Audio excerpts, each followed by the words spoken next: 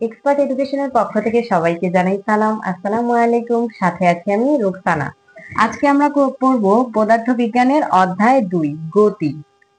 ঠিক আছে, গতি অধ্যায়টা এমনি ছোট হইলেও আসলে অধ্যায়টার পরিধি কিন্তু অনেক বড়। অনেক রকমের ম্যাথ বা এখানে অনেক বাইরের টপিকসও জানা লাগে।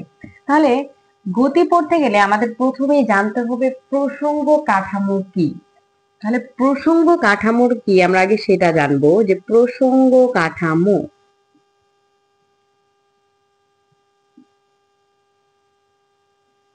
প্রসঙ্গ কাঠামো কি কোনো বস্তুর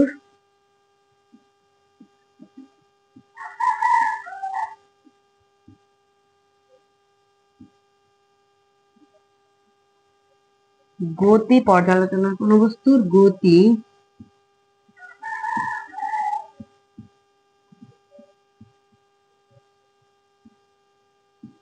বা বুঝার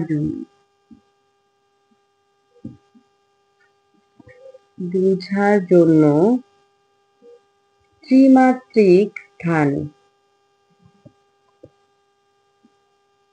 ত্রিমাত্রিক স্থান বলতে কি দৈর্ঘ্য প্রস্থ উচ্চতা এরকম। ত্রিমাত্রিক স্থানে কোনো বস্তুর গতি পর্যালোচনা বোঝার জন্য ত্রিমাত্রিক স্থানে যে ত্রিমাত্রিক স্থানাঙ্ক ব্যবস্থা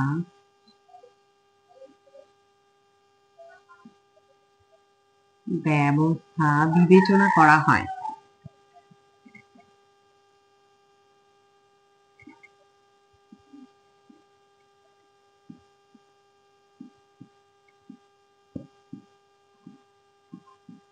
এবং কি তার সাপেক্ষে গতির তুলনা করা হয়।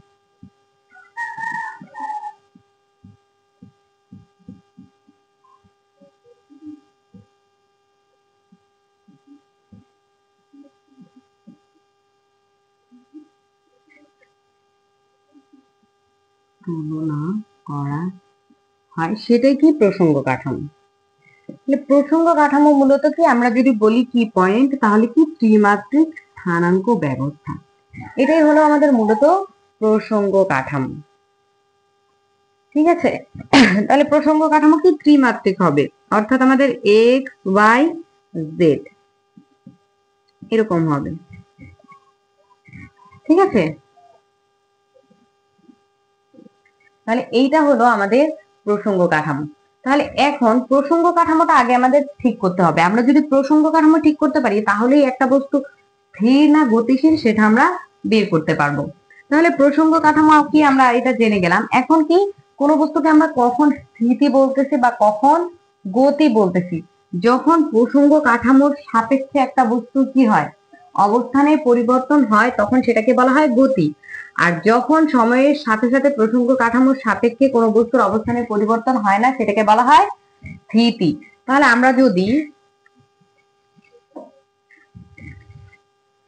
আমরা যদি স্থিতি আর গতির সংজ্ঞাটা পড়ি, তাহলে আমাদের কি হবে, স্থিতি সময়ের সাথে সাথে, অবশ্যই সময়টা এখানে ফ্যাক্ট,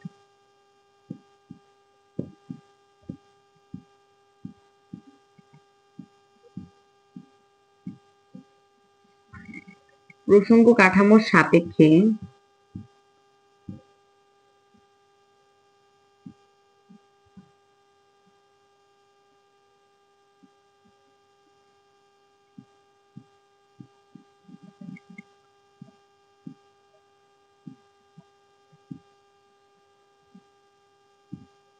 কোনো বস্তুর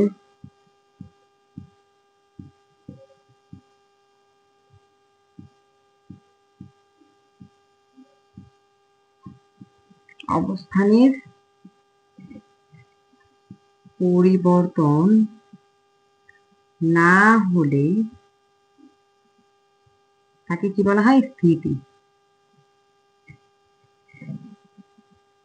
তাকে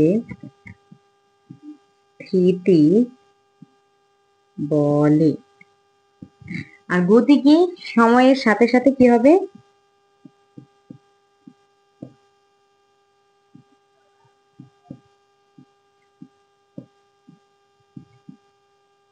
সময়ের সাথে সাথে প্রসঙ্গ কাঠামোর সাপেক্ষে বস্তুর কি অবস্থানের পরিবর্তন হবে।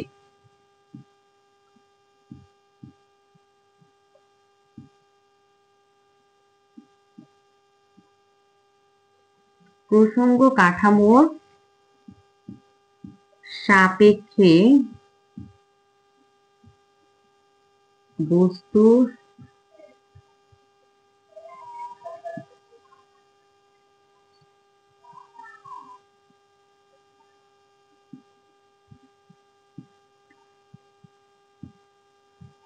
অবস্থানের পরিবর্তন হলে তাকে কি গতি বলে।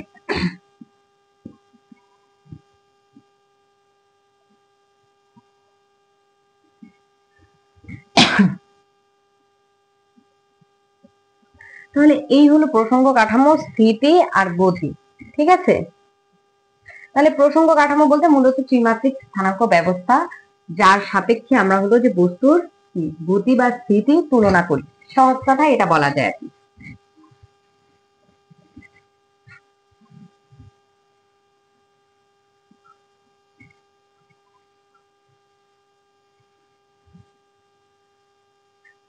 এবার আমরা যদি প্রসঙ্গ কাঠামো গতিশীল, এবার আমরা পড়বো আপেক্ষিক স্থিতি বা আপেক্ষিক গতি।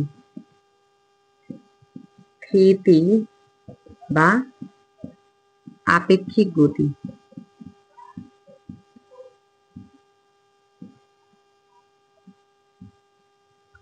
তাহলে আমাদের কি হবে, আপেক্ষিক গতি কোনটাকে বলা হবে, যেখানে হলো যে প্রসঙ্গ কাঠামোটা নিজেই গতিশীল।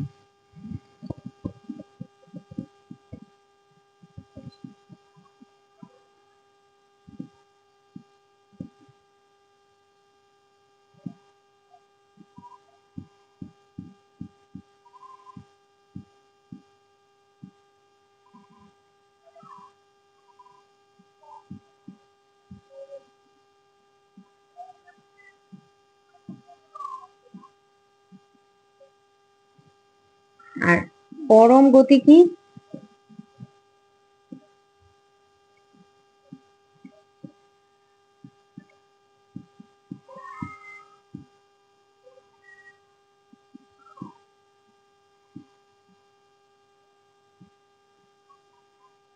প্রসঙ্গ কাঠামো কি হবে, স্থিতিশীল হবে। তাহলে এইখানে কিন্তু আমরা একটা প্রশ্ন করি যে সকল পৃথিবীর মহাবিশ্বের সমস্ত গতি আপেক্ষিক, সমস্ত স্থিতি আপেক্ষিক, আপেক্ষিক, পরম নয় কোনো গতি, পরম নয় কোনো স্থিতি। কোশ্চেনটা কি, মহাবিশ্বের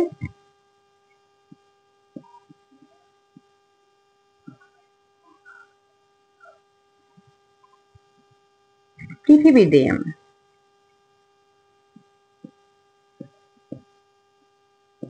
পৃথিবীর সমস্ত স্থিতি আপেক্ষিক, স্থিতি আপেক্ষিক সকল দিই, তাহলে ভাষাটা হচ্ছে সোজা হয়। সকল স্থিতি আপেক্ষিক, সকল গতি আপেক্ষিক, সকল গতি আপেক্ষিক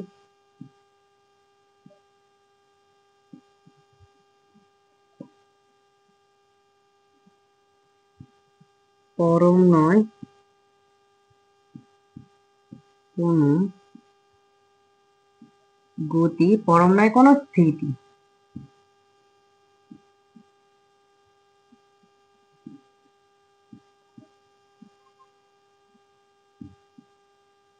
কোন স্থিতি, এটা যদি আমাদের ব্যাখ্যা করতে বলে, তাহলে আমাদের কি হবে, যে কেন আমরা পৃথিবীর সমস্ত গতিকেই আপেক্ষিক বলছি, সমস্ত স্থিতিকেই আপেক্ষিক বলছি। কারণ আমরা পৃথিবীর সাপেক্ষে যখন কোনো কিছু গতি বা স্থিতিশীল বলি, পৃথিবী নিজেই কিন্তু সেখানে কি গতিশীল। তাহলে আমরা বলছিলাম যে প্রসঙ্গ কাঠামো পৃথিবীর সাপেক্ষে বলতেছি, মানে এখানে কি পৃথিবীটা প্রসঙ্গ কাঠামো। তাহলে প্রসঙ্গ কাঠামো যখন গতিশীল হয় তখন আমরা সেটাকে কি বলবো? আপেক্ষিক গতি বা আপেক্ষিক স্থিতি। প্রসঙ্গ কাঠামো যদি গতিশীল হয় আমরা সেটাকে কি বলবো? আপেক্ষিক গতি বা আপেক্ষিক স্থিতি। সেটা স্থিরই বলি আর গতিই বলি। আর যদি প্রসঙ্গ কাঠামো আমাদের কি হয়? স্থির হয়, তাহলে সেটাকে আমরা পরম গতি বা পরম স্থিতি বলবো।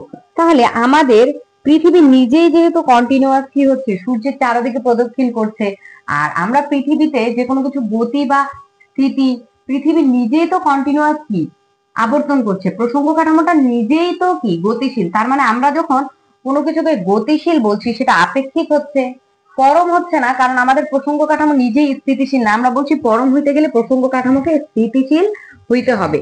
তাহলে এই কারণেই আমরা পৃথিবীর সকল গতি আপেক্ষিক, সকল স্থিতি আপেক্ষিক বলি। কোনো গতি বা কোনো স্থিতি কি পরম না, কারণ আমাদের পৃথিবী নিজেই কন্টিনিউয়াস ঘুরতেছে। এইটাই হলো এটার ব্যাখ্যা। তারপর আমরা আসি বিভিন্ন প্রকার গতি।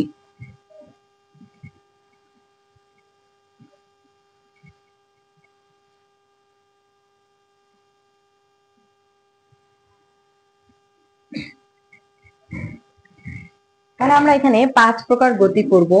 প্রথম গতিটা কি? সরল রৈখিক গতি। সরল রৈখিক গতি।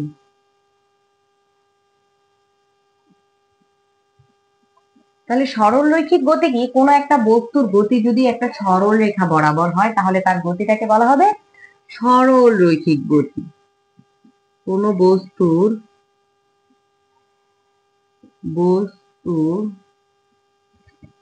গতি যদি একটি সরল রেখা বরাবর হয়,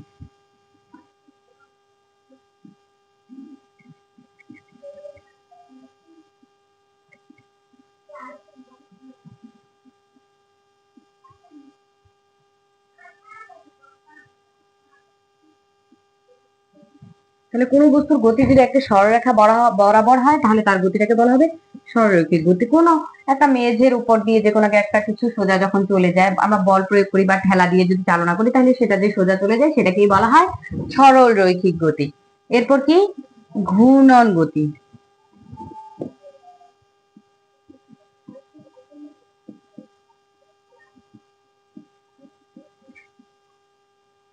কোনো একটা বিন্দুকে কেন্দ্র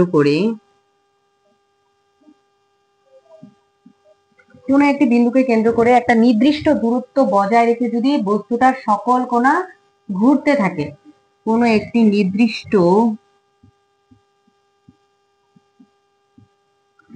বিন্দুকে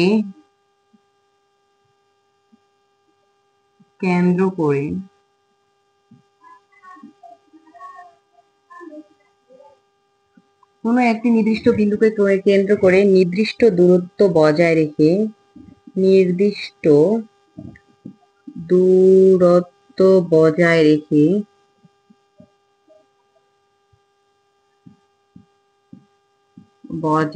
যদি বস্তুর সকল কোণা কি হয়?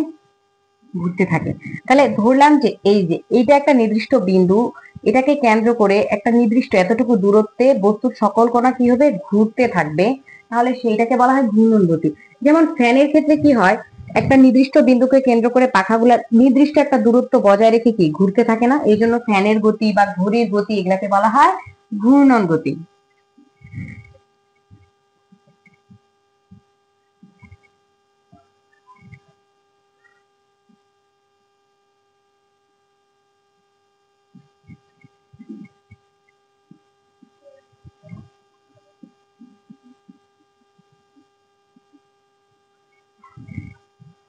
তারপর কি? তারপর হলো চলন গতি। আমরা 5টা গতি করব। চলন গতি। তাহলে এখানে কি হবে? চলন গতির ক্ষেত্রে একটা ফ্যাক্ট হলো এই সময় সকল কোণা একটি নির্দিষ্ট সময় একই দিকে যাবে।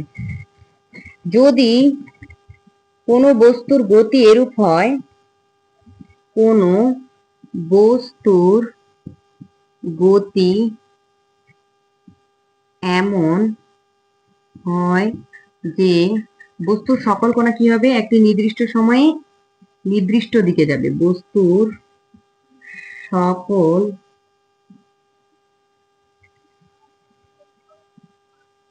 কোণা একটি নির্দিষ্ট সময়ে নির্দিষ্ট দিকে যাবে, নির্দিষ্ট দিকে যায়। যেমন ধরলাম যে কোনো একটা নির্দিষ্ট সময়ে কে আগে কে পরে সেটা ব্যাপার না, সকল কোণা কি একটা নির্দিষ্ট সময় একটা নির্দিষ্ট দিকে যাচ্ছে না, তাইলে এই গতিটাকে আমরা বলতে পারবো চলন গতি। কিন্তু যদি এরকম হয়,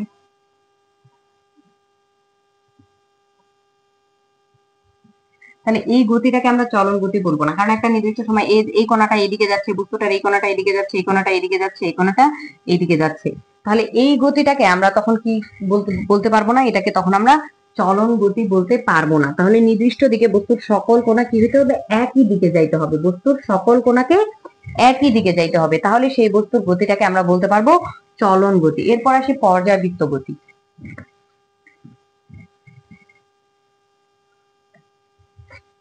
পর্যায়বৃত্ত গতি কি?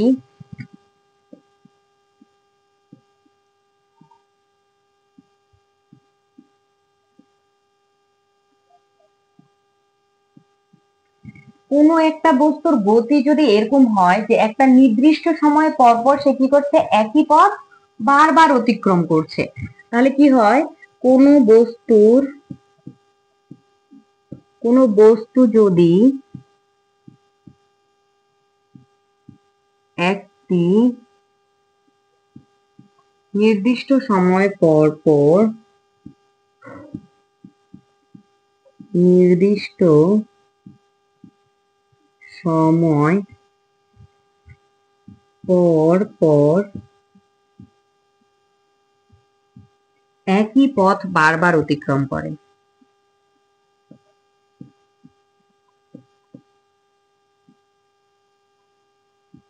বারবার অতিক্রম করে,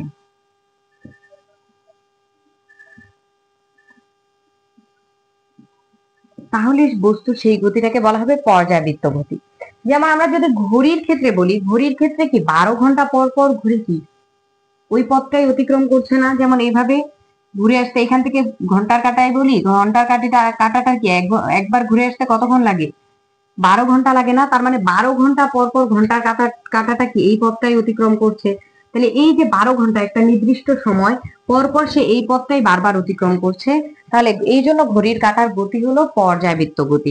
বলছি কোনো একটা নির্দিষ্ট সময় পর পর যদি একই পথ বারবার অতিক্রম করে তাহলে ওই বস্তুর গতিটাকে বলা হবে পর্যায়বৃত্ত গতি। তাহলে পর্যায়বৃত্ত গতি, এখন এইখানে আমাদের আরেকটা কথা আছে যে পর্যায়বৃত্ত গতি, তাহলে পর্যায়কাল কি? পর্যায়কাল হলো পর্যায়বৃত্ত গতি সম্পন্ন কোন বস্তুর সম্পূর্ণ পথটাকে একবার অতিক্রম করতে যে সময় লাগে। তাহলে ঘড়ির ঘন্টার যে কাঁটাটা আছে তার পর্যায়কাল কত, 12 ঘন্টা, কারণ ঘড়ির ঘন্টার কাঁটার এই সম্পূর্ণ পথটাকে অতিক্রম করতে কত সময় লাগে, 12 ঘন্টা সময় লাগে না? তাহলে আমি তো সেটাই বলছি, পর্যায়বৃত্ত গতি সম্পন্ন কোন বস্তুর সম্পূর্ণ পথকে একবার অতিক্রম করতে যে সময়টা লাগে সেটাই কি তার পর্যায় কাল। তাহলে আমরা যদি পর্যায় কালটা পড়ি উপরে গুলো এখন মিশাই দিই।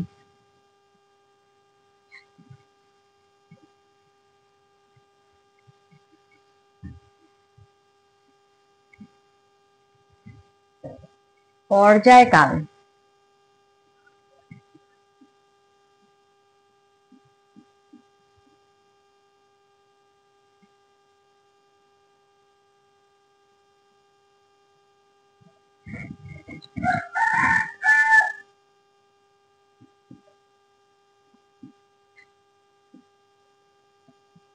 পর্যায়বৃত্ত গতি সম্পন্ন কোন বস্তুর সম্পূর্ণ পথকে সম্পন্ন কোন বস্তুর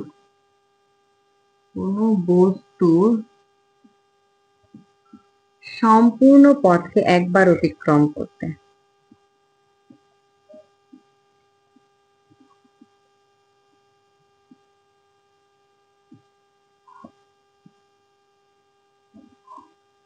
একবার অতিক্রম করতে যে সময় লাগে।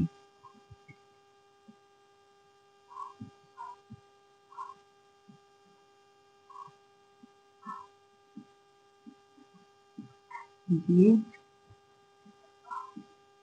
সময় লাগে,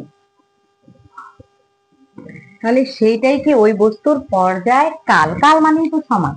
আর এই সম্পূর্ণ পথটা একবার যদি সে অতিক্রম করে তাহলে যে সময়টা লাগে সেটাকেই বলা হয় পর্যায় কাল। পর্যায় কালকে কি দ্বারা প্রকাশ করা হয়? যেহেতু কাল সময় টি দ্বারা প্রকাশ করা হয়, টি দ্বারা প্রকাশ করা হয়।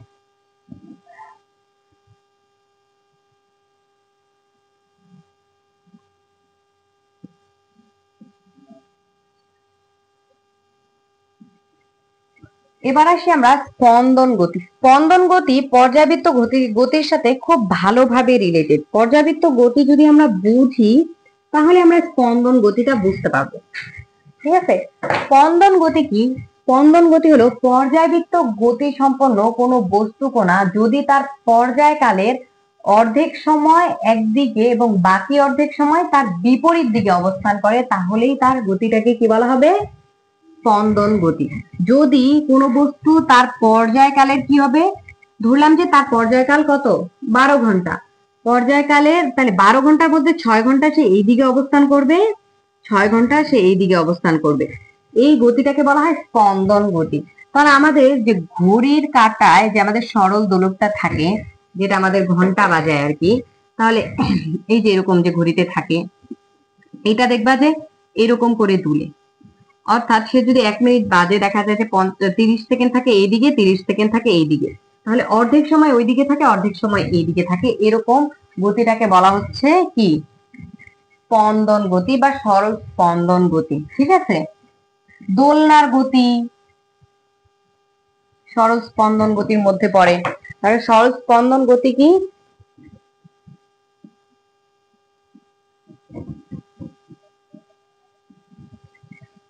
সরল স্পন্দন গতি। তাহলে কি হবে? কোনো বস্তু তার পর্যায়কালের কি পর্যাবৃত্ত গতি সম্পন্ন কোনো বস্তু যদি তার পর্যায়কালের কি হয়, অর্ধেক সময় যেদিকে বাকি অর্ধেক সময় তার বিপরীত দিক। পর্যাবৃত্ত গতি সম্পন্ন কোনো, কারণ এখানেও কিন্তু একই পথ বারবার অতিক্রম করতেছে একটা নির্দিষ্ট সময় পর পর, এই জন্য আমরা বলছি।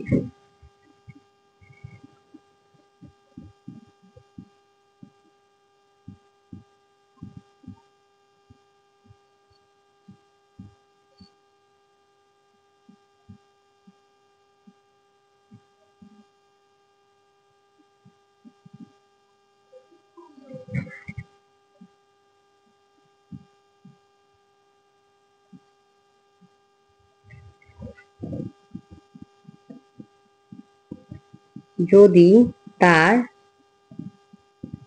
পর্যায়কালের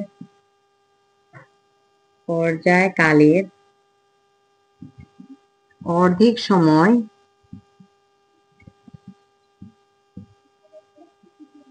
একদিকে এবং বাকি অর্ধেক সময় কি হবে, তার বিপরীত দিকে অবস্থান করবে, এবং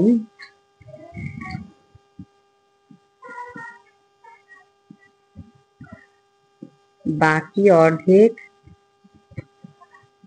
সময় তার বিপরীত দিকে অবস্থান করে, তার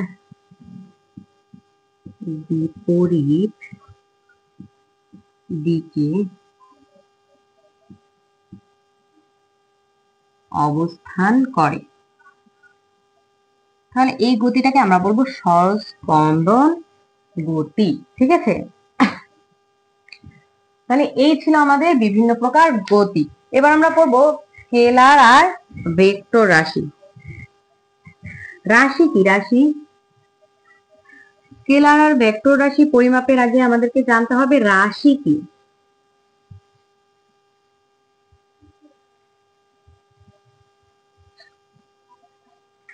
তাহলে এবার আমরা পড়বো স্কেলার আর ভেক্টর রাশি। সেটার জন্য আগে আমাদেরকে জানতে হবে যে রাশি কি। রাশি কি? যা কিছু পরিমাপযোগ্য তাই হলো রাশি। আমরা যা কিছু পরিমাপ করতে পারি তাকেই রাশি বলি।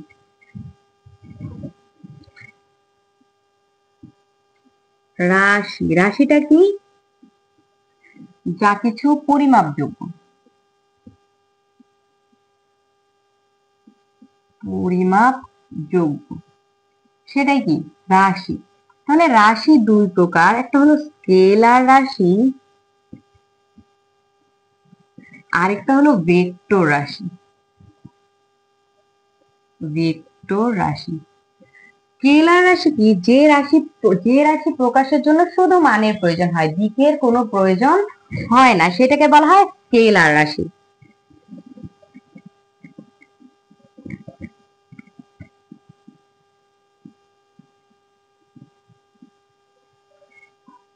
প্রকাশের জন্য শুধু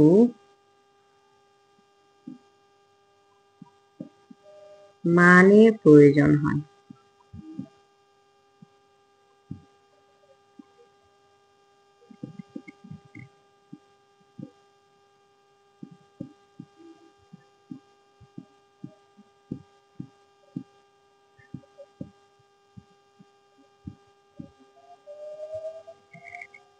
প্রয়োজন হয় না তাকে বলা হয় স্কেলার রাশি।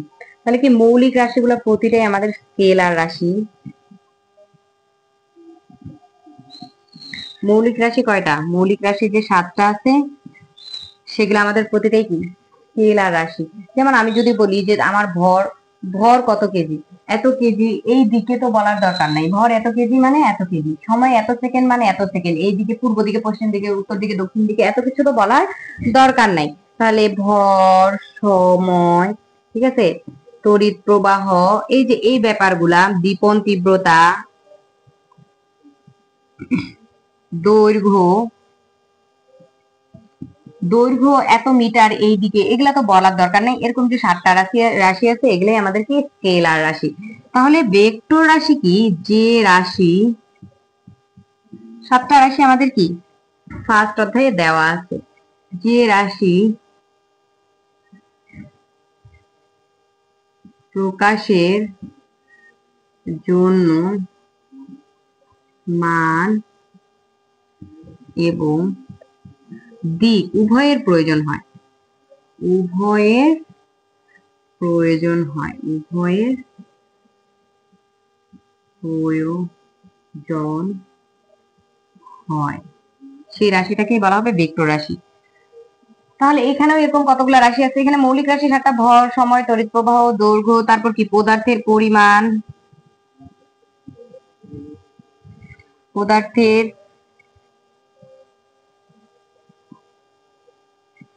পরিমাণ, দীপন তীব্রতা,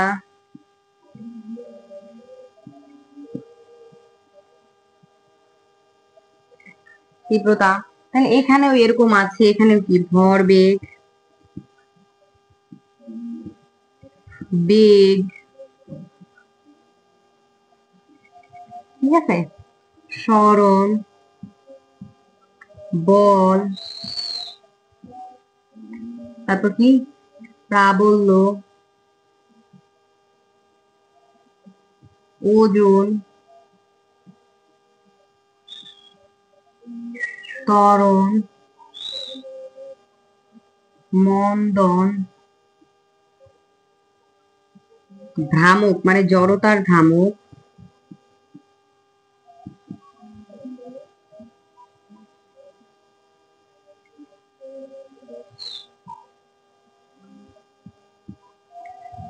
ঠিক আছে, ইত্যাদি।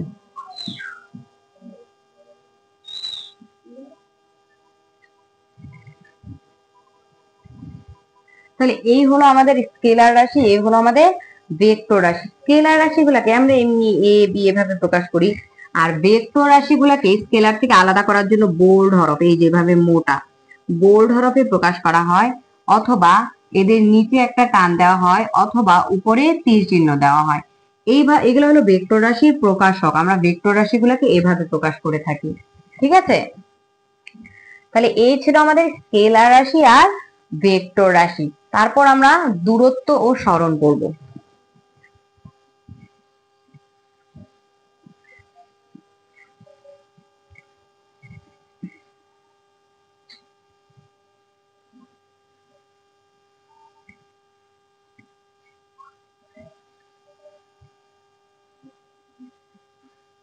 তাহলে দূরত্বটা কি?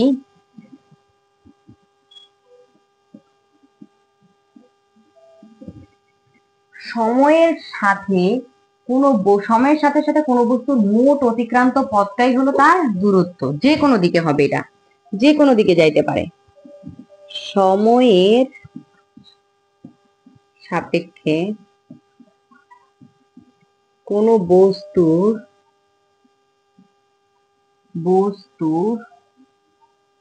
মোট অতিক্রান্ত পথ, মোট অতিক্রান্ত পথ। তাহলে সময়ের সাপেক্ষে কোনো বস্তুর মোট অতিক্রান্ত পথটাই হলো কি? দূরত্ব। ঠিক আছে, এটা যে কোনো দিকে হইতে পারে। সময়ের সাপেক্ষে তাহলে আমরা যে কোনো দিকে দিয়ে দিই, যে কোনো দিকে, যে কোনো দিকে। তাহলে সময়ের সাপেক্ষে যে কোনো দিকে। ধরো যে তুমি এইখান থেকে যাত্রা শুরু করলা, এইভাবে এইভাবে এইভাবে এইভাবে এইভাবে এইভাবে যাচ্ছ। ঠিক আছে, এই যে তুমি যে এতগুলা পথ অতিক্রম করলা, মোট অতিক্রান্ত পথ, তুমি চাইলে কিন্তু এভাবেও যাইতে পারতা, কিন্তু না, এইভাবে যাওয়ার কারণে তোমার কি অনেকটা পথ অতিক্রম করতে হয়েছে। তাহলে আমরা এখানে মোট ব্যাপারটাই কাউন্ট করব। ধরো যে এখান থেকে এইভাবে এইভাবে এইভাবে এইভাবে গেলা, এগুলা প্রত্যেকটা 2 মিটার করে, 2 2 2 2। তাহলে কত? 2 4 6 8 10 12। তুমি মোট কতটুকু পথ গেছো? 12 মিটার করে। আর এগুলা ছিল 1 মিটার। ঠিক আছে, তাহলে তুমি মোট কতটুকু পথ গিয়েছো? 12 মিটার। আর তাহলে সরণটা কি? সরণটা হলো সময়ের সাপেক্ষে নির্দিষ্ট দিকে কোনো বস্তুর মোট অতিক্রান্ত পথ। ওখানে কিন্তু দিক কোনো ফ্যাক্ট ছিল না, এখানে কিন্তু দিক অবশ্যই একটা ফ্যাক্ট। তার মানে এখানে যেহেতু দিক ফ্যাক্ট না, শুধু মোট অতিক্রান্ত পথটা, তার মানে এটা কিন্তু একটা কি? স্কেলার রাশি। দূরত্ব একটা তাহলে কি? স্কেলার রাশি। স্কেলার রাশি। তাহলে সরণটা কি? সময়ের সাপেক্ষে নির্দিষ্ট দিকে কোনো বস্তুর অতিক্রান্ত দূরত্ব। সময়ের সাপেক্ষে নির্দিষ্ট দিকে কোনো বস্তুর অতিক্রান্ত পথ, কোনো বস্তুর অতিক্রান্ত পথ,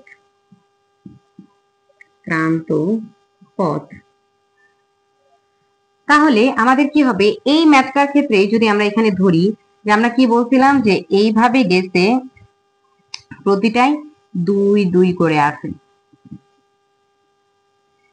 তাহলে আমরা যদি এইটা দূরত্বের ক্ষেত্রে কিন্তু 12 মিটার ছিল, সরণের ক্ষেত্রে যদি কাউন্ট করি, সরণের ক্ষেত্রে কিন্তু এইখান থেকে এইখান, অর্থাৎ সরল রৈখিক দূরত্বটা কাউন্ট করতে হবে, কারণ এখানে দিক একটা ফ্যাক্ট। ঠিক আছে, এখানে হলো দিক একটা ফ্যাক্ট। সে এইখান থেকে এইখান থেকে এইখান থেকে এইখান থেকে এই এত কিছু না ঘুরে সে যদি সরল রৈখিক পথে যাইতো, তাহলে তার দূরত্বটা আমরা এগুলা কত করে বললাম? 1 করে। তাহলে কত হইতো? 3 মিটার। তার মানে বস্তুটা সরল হইতে আসলে 3 মিটার। তো এটাই হলো ফ্যাক্ট, যে আমি সরল রৈখিক পথে কতটুকু সরছি, আমার অবস্থান থেকে আমি সরল রৈখিক পথে যতটুকু গেছি সেটাই হলো সরণ। সরল রৈখিকের তাহলে সরল রৈখিক যে দূরত্বটা, এটাই হলো সরল। এই জন্য এটা নির্দিষ্ট দিকে হয়, তার মানে এটা কি? ভেক্টর রাশি। আর দূরত্ব কিন্তু যে কোনো দিকে, তুমি ইচ্ছা করে যদি ঘুরায় পেঁচায় যাও, তুমি বলতে পারবা যে হ্যাঁ আজকে আমি অনেকটা দূরত্ব অতিক্রম করছি, কিন্তু তুমি অনেকটা দূরত্ব অতিক্রম করে অনেকটা সরছো এটা বলতে পারবা না। ঠিক আছে, যেমন আমি আমার এই জায়গা থেকে হেঁটে 5 মিটার হেঁটে এখানেই আসলাম, তার মানে আমার সরণ কিন্তু কত? 0। কারণ আমি এখান থেকে যাত্রা শুরু করে যদি আমি এইখানেই আসি, তার মানে কিন্তু আমার সরণ কত? 0। কিন্তু আমি যদি এখান থেকে যাত্রা শুরু করে এখানেই আসি, আমার দূরত্ব কিন্তু 0 না। আমি ঠিকই বলবো যে আমি 5 মিটার দূরত্ব অতিক্রম করছি। 5 মিটার দূরত্ব অতিক্রম করার পর আমি আমার আগের অবস্থানেও থাকতে পারি, অন্য অবস্থানেও থাকতে পারি। আগের অবস্থানে যদি আসি, এখান থেকে এখানেই আসি, তাহলে আমি কি এখানেই আসি? সরি নেই মানে কি? আমার সরণ 0। তাহলে এখানে অবশ্যই দিক একটা ফ্যাক্ট। কিন্তু যখন আমি মানে সরবো, তখন অবশ্যই আমার কি কি বলে, যখন আমার দিক ফ্যাক্ট না, দূরত্বের ক্ষেত্রে কাউন্ট করব, তখন আমি 5 মিটার অতিক্রান্ত করে এখানেই থাকি আর অন্যখানেই যাই, আমার কি হবে? দূরত্বটা 5 মিটারই হবে। আশা করি তোমরা এই টপিকটা ক্লিয়ার।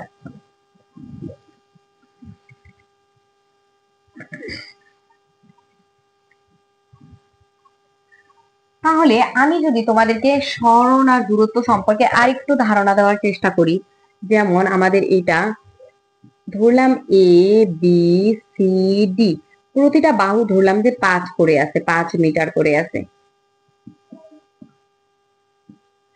তাহলে আমি যদি বলি যে এ থেকে বি তে, এইটা ধরলাম যে দূরত্ব, আর এটা কি সরণ।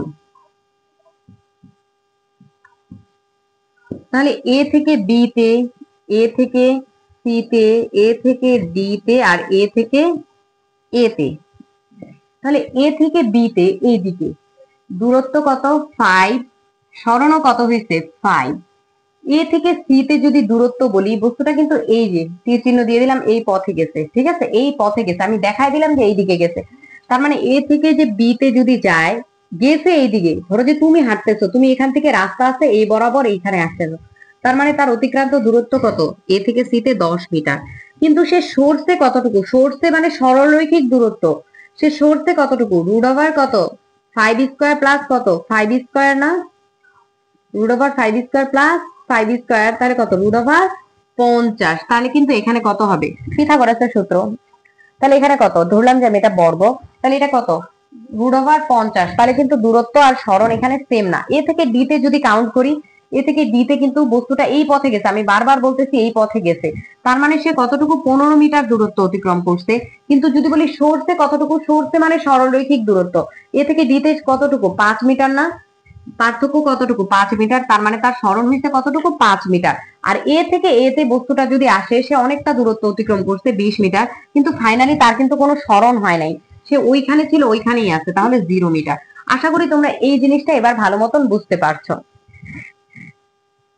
তারপরে টপিক দেখো, আমরা দ্রুতি ও বেগ পড়বো। যদি তোমরা দূরত্ব ও সময় বুঝে থাকো, তাহলে দ্রুতি ও বেগও বুঝতে পারবা।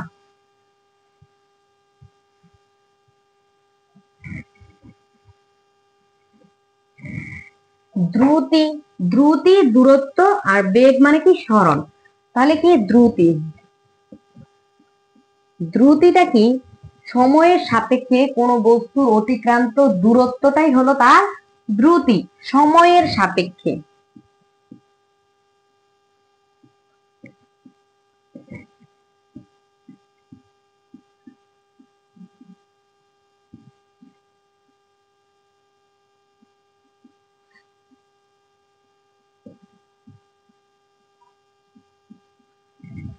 কোন বস্তুর অতিক্রান্ত দূরত্ব, ক্রান্ত দূরত্ব, দূরত্বটাই কি তার, সময়ের সাপেক্ষে কোন বস্তুর অতিক্রান্ত দূরত্বকেই তার কি দ্রুতি বলে।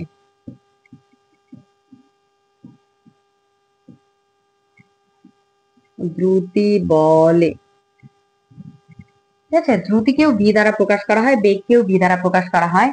তাহলে দ্রুতি, আমরা কি দূরত্বকে ডি দ্বারা প্রকাশ করছি, ডিস্টেন্স, এই জন্য দূরত্বকে ডিস্টেন্স দ্বারা প্রকাশ করছি ডি। তাহলে কি এই যে সময়ের সাপেক্ষে, যেটার সাপেক্ষে আমরা তুলনা করব সেটা সবসময় নিচে, সময়ের সাপেক্ষে কোন বস্তুর কি দূরত্বে অতিক্রান্ত দূরত্বকেই তার দ্রুতি বলে, ঠিক আছে। তাহলে এই যে সময়ের সাপেক্ষে কোন বস্তুর অতিক্রান্ত দূরত্বকেই তার দ্রুতি বলে। অথবা আমরা এই সংজ্ঞা থেকে, আমরা যদি এই সূত্রটা থেকে সংজ্ঞা বলি, তাহলে কি আমরা যে কোনো সূত্র থেকেই কিন্তু আমরা সংজ্ঞা বলতে পারবো। কি নিচেরটাকে সবসময় এক বলবো, তাহলে টি মানে কি 1 সেকেন্ড। তাহলে 1 সেকেন্ড বা একক সময়ে কোন বস্তু উপরেরটাকে যে বলবো, নিচেরটাকে এক বলে উপরেরটাকে যে বলবো, নিচেরটাকে সবসময় একক বলে উপরেরটাকে কি বলবো, যে বলবো। তাহলে কিন্তু আমাদের সূত্র আলাদা করে মুখস্থ করা লাগছে না, আমরা কিন্তু সবসময় সংজ্ঞা আমাদের আলাদা করে মুখস্থ করা লাগছে না। সূত্র যদি আমরা জানি, সূত্র থেকে আমরা কি বের করতে পারবো, একক। সূত্র থেকে আমরা কি বের করতে পারবো, মাত্রা। সূত্র থেকে আমরা কি বের করতে পারবো, সংজ্ঞা। তাহলে দেখো, এক সূত্র যদি আমরা মুখস্থ করি, সূত্র তো জানাই হবে, ম্যাথ তো করতেই পারবো, আমরা এককও জানতে পারবো, মাত্রাও জানতে পারবো, সংজ্ঞাও জানতে পারবো। তাহলে আমি কি বলছি, এখান থেকে নিচেরটাকে একক বলবো, তাহলে একক সময়ে, একক সময়ে উপরটাকে কি বলবো, যে ডি, যে দূরত্ব, একক সময়ে কোনো বস্তু, কোনো বস্তু যে দূরত্ব অতিক্রম করে, যে দূরত্ব অতিক্রম করে, যে দিয়ে যেটা আছে, দূরত্ব থাকলে দূরত্ব বলবো, বেগটা যেটা থাকবে সেটা বলবো, যে দূরত্ব অতিক্রম করে। তাহলে একক সময়ে কোনো বস্তু যে দূরত্ব অতিক্রম করে তাকে ওই বস্তুর কি বলে, দ্রুতি বলে, তাই তো? তাহলে এই যে দেখো আমরা কিন্তু এটা থেকে কি সংজ্ঞা বলা শিখে গেলাম। এবার আমরা মাত্রা কিভাবে বলবো? উপরেরটার মাত্রা কি, দূরত্ব, দূরত্বের একক কি, মিটার। তারপর টি, টি মানে কি সময়, সময়ের একক কি, সেকেন্ড। তাহলে দূরত্বের একক কি হয়ে যাবে, মিটার, সরি দ্রুতির একক কি হয়ে যাবে, মিটার পার সেকেন্ড। দ্রুতির একক তাহলে কি হয়ে গেল, মিটার পার সেকেন্ড। আর মাত্রা কিভাবে বের করব? মাত্রা সব সময় তিনটা রাশি থাকলে মাত্রা বের করা যায়। এক হলো ভর, ভরের ইংলিশ কি, মাস। এটার জন্য আমরা মাত্রাতে এর প্রথম অক্ষর ব্যবহার করব এম। আরেকটা হলো দৈর্ঘ্য, দৈর্ঘ্যের ইংলিশ কি, লেন্থ, LENGTH। এর জন্য আমরা বড় হাতের এল ব্যবহার করব। আরেকটা হলো সময়, সময় মানে হলো টাইম, তার মানে এর জন্য আমরা বড় হাতের টি।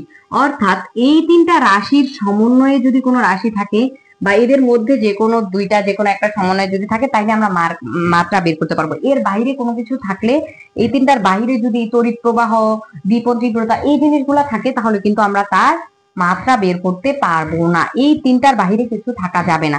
তাহলে এখানে আমাদের কি আছে, দূরত্ব আর সময়। তাহলে এই যে দূরত্ব মানে কি, দৈর্ঘ্য আর সময়, তাহলে এটার মাত্রা বের করা যাবে। তাহলে কি উপরে কি ছিল, উপরে ছিল দূরত্ব, তার মানে উপরে কি এম, এই যে সরি উপরে ছিল দূরত্ব, দূরত্ব মানে কি এল। আর নিচে কি সময়, সময় মানে কি টি। তার আমরা যদি এটাকে লিখি এল টি ইনভার্স ওয়ান, যেহেতু ভাগ আকারে ছিল ইনভার্স ওয়ান হয়ে যাবে। তাহলে এই যে আমরা সূত্র থেকে এককও বের করতে পারলাম, সূত্র থেকে মাত্রাও বের করতে পারলাম, সূত্র থেকে সংজ্ঞাও জানতে পারলাম। তাহলে এক সূত্র জানলে কিন্তু আমরা তিনটা জিনিস জানতে পারবো, কষ্ট করে আমাদের মুখস্থ করতে হচ্ছে না। ঠিক আছে? তাহলে এইবারে আমরা পড়বো কি, বেগ। এবার আমরা পড়বো বেগ।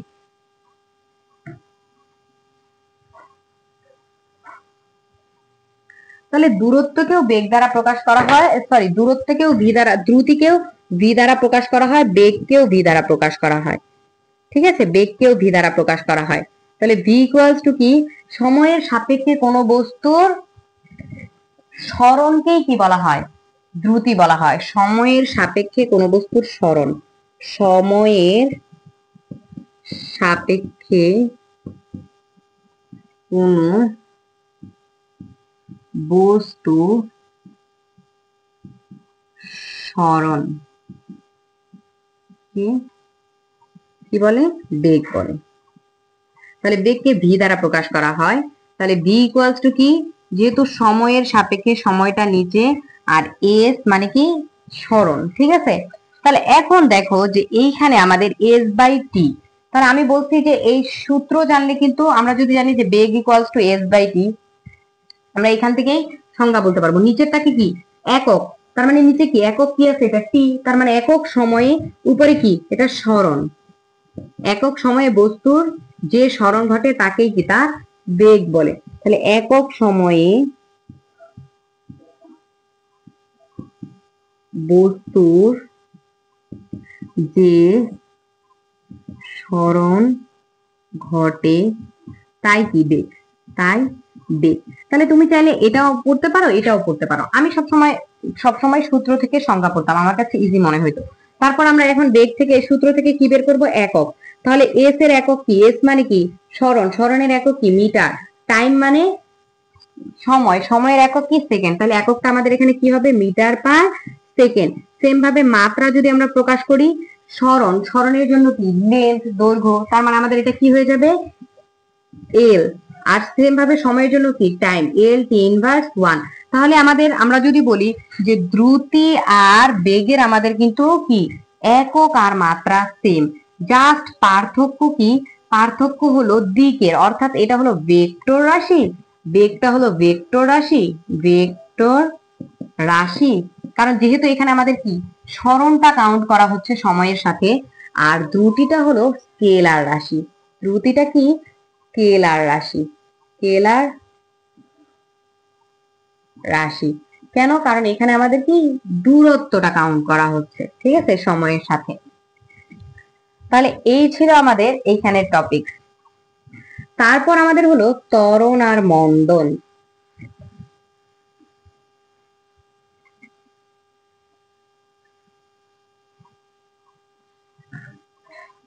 তাহলে ত্বরণ আর মন্দন, ত্বরণটা কি? কোনো বস্তুর বেগ বৃদ্ধির হারকে কি বলা হয়? ত্বরণ। সময়, যখন আমরা সময় দিয়ে নিচে ভাগ দিব তখনই আমরা সেই কথাটাকে হার বলবো। তাহলে ত্বরণ a ইকুয়ালস টু কি? a equals to v by t। এই যে, বা সময়ের সাথে কোনো বস্তুর কি বেগ বৃদ্ধি, বা একক সময়ে কোনো বস্তুর যে বেগ কি বৃদ্ধি পায় সেটাই কি ত্বরণ। যেটা ইচ্ছা সেটাই বলতে পারো। তাহলে কি সময়ের সাপেক্ষে কোন বস্তুর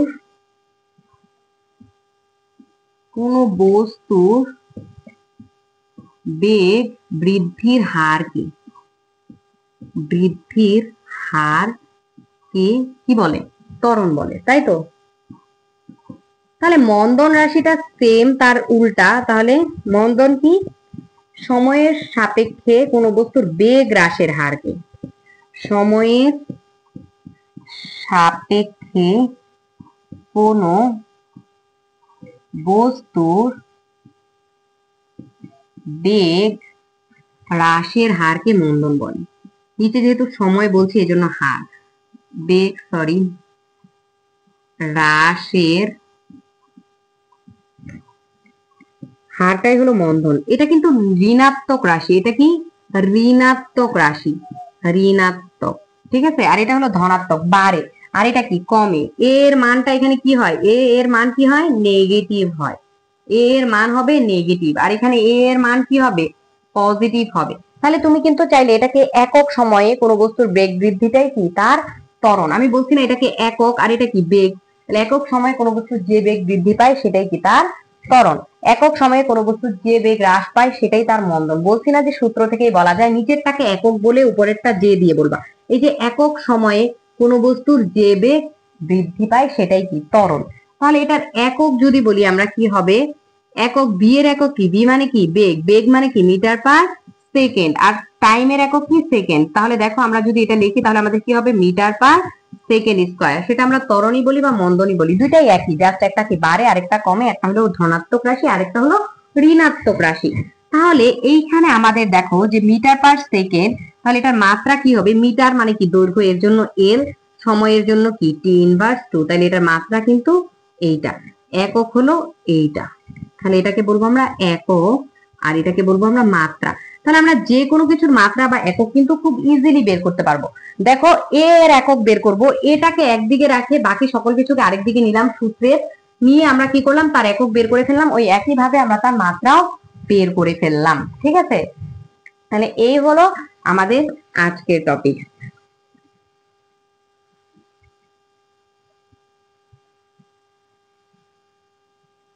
এই টপিক গুলোর জন্য, এই যে এই তিনটা টপিকস এর জন্য আমাদের লেখচিত্র ব্যাপারটা খুবই ইম্পর্টেন্ট।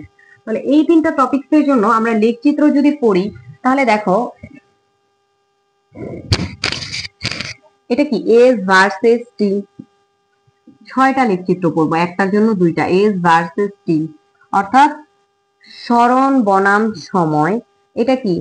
ভি ভার্সেস টি। এটাও হলো ভি ভার্সেস টি। এটা হলো এ ভার্সেস টি। এটা হলো এ ভার্সেস টি। তাহলে এখন এখানে দেখো যে আমরা জানি এস বাই টি সমান কি বলতো? ভি না? তার মানে এস, এই যে এস বাই টি, তার মানে এস ভার্সেস টি বা সরণ বনাম সময়ের ঢাল। ঢাল মানে কি? এখানে যা অবস্থান করবে, ঢাল কি? এক্স অক্ষের ধনাত্মক দিকের সাথে উৎপন্ন কোণ। যেমন আমার যদি এটা একটা অক্ষ হয় তাহলে এক্স অক্ষের ধনাত্মক দিক, এই দিকে যে কোণটা উৎপন্ন হবে সেটাই হলো ঢাল। ঠিক আছে, ঢাল কি? ঢাল হলো এক্স অক্ষের ধনাত্মক দিকের সাথে উৎপন্ন কোণ। ঢাল কি? এক্স অক্ষের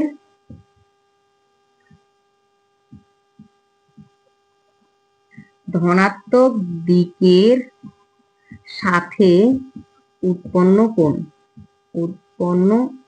কোণ। এখন রেখাটা যদি এই বরাবর থাকতো তাও কিন্তু তোমাকে এই দিকে কোণটা নিতে হতো, তখন কিন্তু এইদিকে নিতে পারবা না। আমি বলছি এক্স অক্ষের ধনাত্মক দিকের সাথে। তার মানে এই যে তোমার এইখানে এটা আমার কি? ওয়াই অক্ষ, এটা কি? আমার এক্স অক্ষ। ঠিক আছে, তাহলে এই যে এস বনাম টি এর ঢালটা যে আছে এটা আমাদের কি কি নির্দেশ করে? এই যে ঢাল, এখানে আমি যাই দেই না কেন সেটাই ঢাল। এটা আমাদের কি নির্দেশ করে? এটা হলো বেগ নির্দেশ করে। এটা কি নির্দেশ করে? বেগ। এই যে এস বাই টি সমান আমরা কি জানি? এস বাই টি সমান আমরা জানি ভি। তার মানে এই যে এস বাই টি সমান ওই যে রেখাটা ওটা হলো ভি। তাহলে দেখো যে এইখানেও এটা ভি নির্দেশ করে, এখানেও এটা কি, তাহলে ভি বাই টি সমান আমরা কি জানি, ভি বাই টি সমান আমরা কি জানি, এ একক সময়ে বেগ বৃদ্ধির হার কি, ত্বরণ। তাহলে এটা হলো এ, এটাও হলো এ। এগুলা কিন্তু আসে যে বেগ বনাম সময়ের ঢাল কি নির্দেশ করে, ত্বরণ নির্দেশ করে, এটার ঢাল আমাদের কিছুই নির্দেশ করে না। ঠিক আছে, তাহলে এখন দেখো অনেক সময় এগুলাতে শুধু এই যে মিটার সেকেন্ড এভাবে দেওয়া থাকে, তোমার এই টি আর এস না দিয়ে থাকে মিটার সেকেন্ড। বুঝতে হবে মিটার কিসের একক, দূরত্বের একক বা সরণের একক, আর এখানে কি টি মানে সেকেন্ড, তাহলে এভাবে বুঝে নিতে হবে। একক দেওয়া থাকলেও বুঝতে হবে যে এর একক মানে এইটা।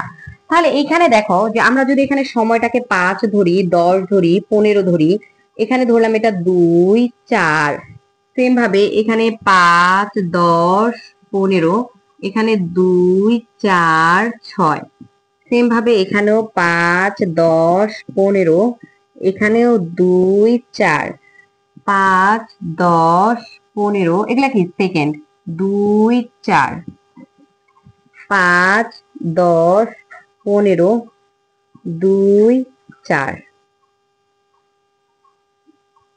এটা এরকম, এখানেও 2 4 5 10 15। তাহলে দেখো এখানে কি হয়, আমাদের সময় 5 সেকেন্ডেও সে 4 মিটারে ছিল, 10 সেকেন্ডেও 4 মিটারে, 15 সেকেন্ডেও 4 মিটারে। তার মানে সময়ের সাথে সাথে কিন্তু এখানে অবস্থানের পরিবর্তন হচ্ছে না। তার মানে তুমি এখন আমাকে এখানে দেখছো, 10 মিনিট পরেও যদি আমাকে এখানে দেখো, তার মানে কি আমার বেগ নাই, বেগ জিরো। যেহেতু আমার বেগ জিরো, তার জন্যই তো আমি এখানে আছি নাকি। যদি বেগ জিরো না থাকতো, বেগ থাকতো, তাহলে তো আমি অবশ্যই আমার অবস্থান পরিবর্তন করতাম। তাহলে এই লেখ চিত্রটাতে আমাদের বি কিন্তু জিরো, কারণ অবস্থান একই আছে। এবার এখানে আসো, 5 মিনিটে আমি ছিলাম 2 মিটারে, 10 মিনিটে আমি গেলাম 4 মিটারে, 15 মিনিটে আমি গেলাম 6 মিটারে।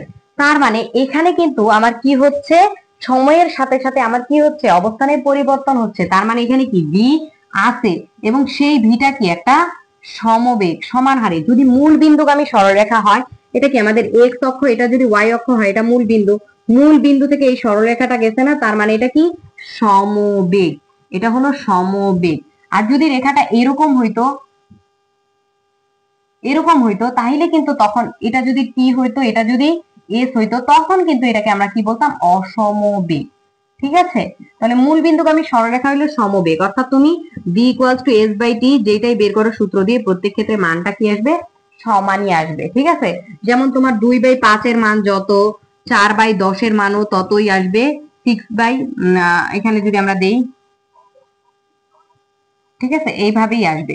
তারপরে দেখো যে আমাদের কি বলে এটাকে, ভি ভার্সাস টি। তাহলে ভি ভার্সাস টি এর ঢাল আমাদের কি নির্ণয় করছে, এ। তাহলে দেখো যে এইখানে তোমার 5 10 15, এতক্ষণ পরে কিন্তু তোমার 5 সময় যখন 5 সেকেন্ড তখনও তোমার বেগ কি 4, সময় যখন 10 সেকেন্ড তখনও বেগ 4, সময় যখন 15 সেকেন্ড তখনও বেগ 4। তার মানে এখানে ভিটা কিন্তু সমবেগ, ভি কিন্তু আছে, ভি কিন্তু আছে অবশ্যই। কারণ দেখো যে এখানে ভিটা সমবেগ ছিল, এস বনাম টি ছিল, এখানে ভি বনাম টি। ভি কত 4, 0 সেকেন্ড সময় থেকে ভি কত 4, সময় যাচ্ছে ভি 4 4ই আছে, অর্থাৎ ভি বাড়ছে না, বেগ বাড়ছে না। তার মানে কি এ জিরো, বেগ না বাড়লে তোমার কি ত্বরণ থাকে না, ত্বরণ জিরো, কিন্তু ভি কিন্তু আছে, ভি কিন্তু সমবেগ, সমান একটা ছিল সেটাই আছে, বাড়ে নেই। আর এখানে দেখো যে প্রথমে আমাদের যখন সময় শূন্য ছিল, তখন আমাদের বেগও শূন্য, আস্তে আস্তে যখন যত আমাদের সময় বাড়ছে দেখো, ততই কিন্তু আমাদের কি হচ্ছে, বেগ বাড়ছে। তাহলে সময়ের সাথে সাথে যখন বেগ বাড়বে, তখন কিন্তু এটা আমাদের কি ত্বরণ আছে। এখানে কিন্তু এ সমান 0 ছিল, কিন্তু এখানে কিন্তু ত্বরণ কি আছে, এবং সেই ত্বরণটা কি হবে, সমত্বরণ। যেহেতু ঢালটা কি মূল বিন্দুগামী সরলরেখা, মূল বিন্দুগামী সরলরেখা হলেই সম হবে, তাহলে সেটা কি সমত্বরণ, সমত্বরণ অর্থাৎ সমান হার, সমান ছিল। তোমার 5 কি বলে 2/5 এর মান যত, এ মানে কত আমাদের বি বাই টি না, 2/5 এর মান যত, 4/10 এর মানও কিন্তু ততই, ক্যালকুলেটর চেপে দেখবা। তাহলে এখানে কিন্তু ভি কিন্তু কি অসম, ভি কিন্তু কত অসম, ভি অসম কেন, কারণ 5 সেকেন্ডে 2 মিটার পার সেকেন্ড ছিল, 10 সেকেন্ডে 4 মিটার পার সেকেন্ড। সমান আছে কি, সমান নাই, বা পরিবর্তন হয়েছে, তার মানে কি সমান নাই মানে কি অসম। তারপরে দেখো আমাদের এইটার জন্য যদি আমরা বলি, এটা কি আমাদের এ ভার্সেস টি, তাই তো, এ ভার্সেস টি। তাহলে দেখো এখানে আমার 5 10 15 যত সেকেন্ড সময়ই যায় না কেন, এ কিন্তু ছিল, এ কত ছিল 4 মিটার পার সেকেন্ড স্কয়ার। তার মানে এ আছে কিন্তু সেই এটা বাড়ে নাই। তাহলে এখানে এ কি? এ হলো সমত্বরণ। সমত্বরণ অর্থাৎ ত্বরণ একটা ছিল 4, সে 4ই আছে। আর এইখানে কিন্তু দেখো সময়ের সাথে 5 যখন সময় 5 তখন 2 মিটার পার সেকেন্ড, যখন সময় 10 তখন 4 মিটার পার সেকেন্ড, অর্থাৎ সময়ের সাথে সাথে কিন্তু আমাদের এটা পরিবর্তন হয়েছে। অর্থাৎ এ এখানে কি? এ হলো অসমত্বরণ। এ কি? এ হলো অসমত্বরণ। আশা করি তোমরা এই গ্রাফ গুলা খুব ভালোভাবে বুঝতে পারছো। এগুলা খুবই ইম্পর্টেন্ট গ্রাফ, আমাদের এগুলা খুব ভালোভাবে জানতে হবে, ঠিক আছে? তাহলে এই 6টা গ্রাফ তোমরা খুব ভালোভাবে শিখবে। আজকের আমাদের লাস্ট টপিক, বৃত্তাকার পথে ঘূর্ণনরত কোনো বস্তুর দ্রুতি সমান হলেও বেগ সমান হবে কি না। তাহলে কি? বৃত্তাকার পথে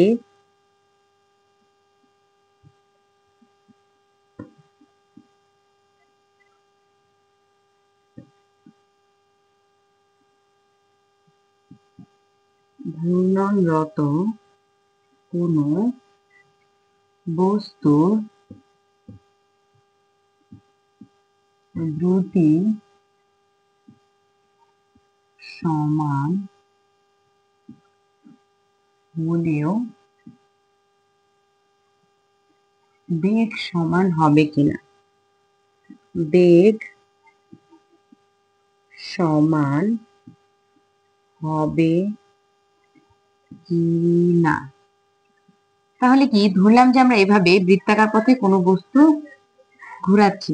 আমরা যদি এইভাবে বৃত্তাকার পথে কোনো বস্তু ঘোরাই তাহলে কি হবে? যদিও সেটা সমদ্রুতি হয়, অর্থাৎ সমান দ্রুতিতে ঘোরাচ্ছি, বেগটা সমান হবে কিনা সেটাই কোয়েশ্চেন। বেগ সমান হবে না, কারণ আমরা কি জানি? বেগ কি? বেগ হলো ভেক্টর রাশি। বেগ হলো ভেক্টর রাশি। আর ভেক্টর রাশি কি হয়? মান এবং দিক দুইটাই লাগে প্রকাশ করতে। তাহলে আমরা যদিও সমদ্রুতিতে ঘুরাই, এখানে আমাদের স্পিডটা যদিও সেম থাকে, অর্থাৎ যে ঘূর্ণনের গতিটা যদিও সেম থাকে, আমাদের কিন্তু দিকটা চেঞ্জ হচ্ছে। বৃত্তাকার পথে যদি আমরা কোনো বস্তুকে ঘুরাই, যেমন যখন বস্তুটার কণা এখানে তখন বেগের দিক এই দিকে, যখন এখানে তখন দিক এই দিকে, যখন এখানে তখন দিক এই দিক। কিভাবে দিকটা বুঝবো? যে আমি যদি এই বরাবর নিয়ে ছেড়ে দেই ও ওই দিকে যাবে, আমি যদি ঘুরাইতে ঘুরাইতে এই বরাবর ছেড়ে দেই ও ওই দিকে যাবে, তার মানে তার দিক এই দিকে।